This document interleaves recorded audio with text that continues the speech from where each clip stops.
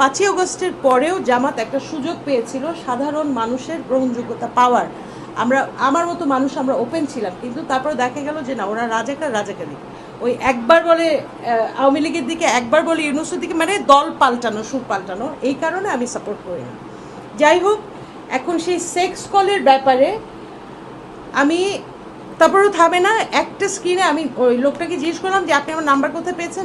ওনারা অনেকে লিখেছেন ইলিয়াস হোসেন আপনার নাম্বার দিয়েছে, ইলিয়াস হোসেন আপনার নাম্বার দিয়েছে। তো আমি একটা স্ক্রিনশট ওনাকে দিলাম যে এটা আপনার উপরে যায়। তখন উনি বললো যে না, আপনার দলের লোকজন করাচ্ছে, ওদেরকে খুঁজে বের করেন, ওদের ব্যবস্থা নেন, এটা ঢাকা থেকে করাচ্ছে। এটুক পর্যন্ত কথা। কিন্তু আমার বক্তব্য, ইলিয়াস হোসেনে তারপরেও ইলিয়াস ভাই পোস্ট দিয়েই যাচ্ছেন। আবার বললেন কি দল থেকে নাকি কি লোকে সরে যাচ্ছে, আমরা নাকি মাত্র 2.5 জন। হ্যাঁ, আমরা 2.5 জন কেন বাবা, আমরা 2 জন, 1 জনই থাকবে। কিন্তু ওই 1 জনও তো আপনি ফেস করতে পারবেন না।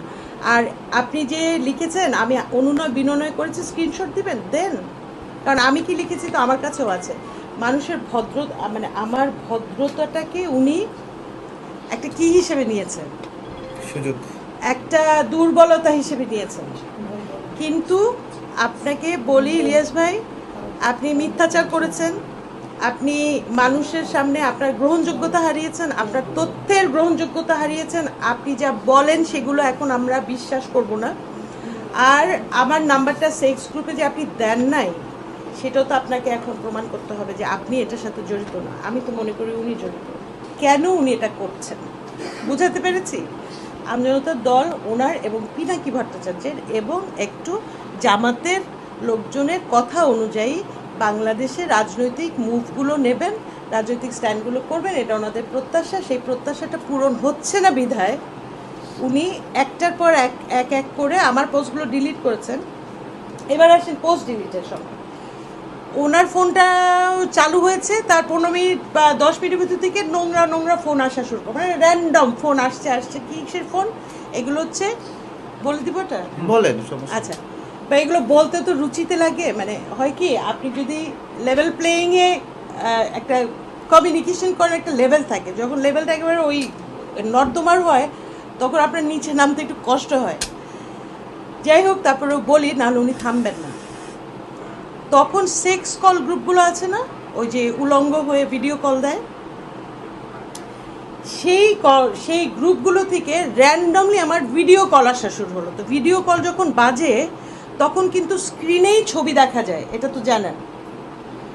যখন ভিডিও কল আসে তখন কিন্তু অলরেডি স্ক্রিনে আপনার অথবা হয়তো বা অন হয়ে গেছে। মানে যাই হোক, আমি তো তখন একটা মানে বিভীষিকার মধ্যে পড়ে গেছি যে এইগুলো কি, হোয়াট ইজ দিস, এটা কি হচ্ছে।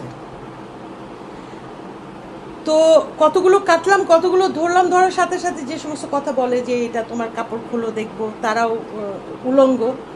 তা আমি তো ভয়ে, মানে একবার আমার ফোনও ইভেন হাত থেকে পড়ে গেছে। তারপরে 20 মিনিট পরে খুললাম যে তাহলে উনি নিশ্চয় জানেন এই সমস্ত টেকনোলজি।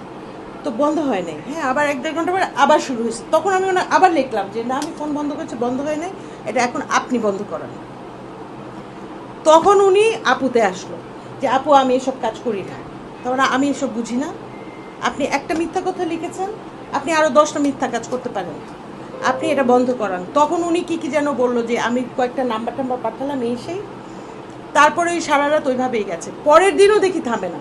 সাংবাদিক ইলিয়াস হোসেন আমজনতা দলের থেকে আমি যেন সরে যাই।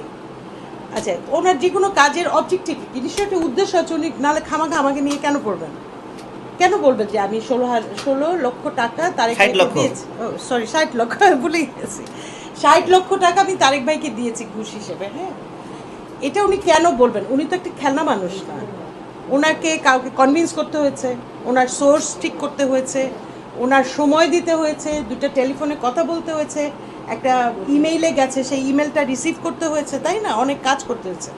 তাহলে উনি এটা কেন করলেন? আমি ওনাকে স্ট্রেইট জিজ্ঞেস করেছিলাম যে আচ্ছা আপনি আসলে কী চান, মানে কেন করলেন এগুলো? তখনই বললেন যে আপনি তারেকের পাশ থেকে সরে যান। আচ্ছা, কেন সরে যাব? আপনি আমজনতা দল থেকে সরে যান। বললাম কেন? বলে ওই দলটা ওনাদের কন্ট্রোল করতে হবে। আমি একেবারে খোলামেলা বলে দিই, আমজনতা ইলিয়াস সাহেব আমাকে ফোন দিয়েছিলেন 2 দিন বা 3 দিন পরে, এবং ফোন দিয়ে বলেছেন তারেকের কাছে আমার নাম্বার আছে, আপনি তারেকের কাছ থেকে আমার নাম্বার নিয়ে ফোন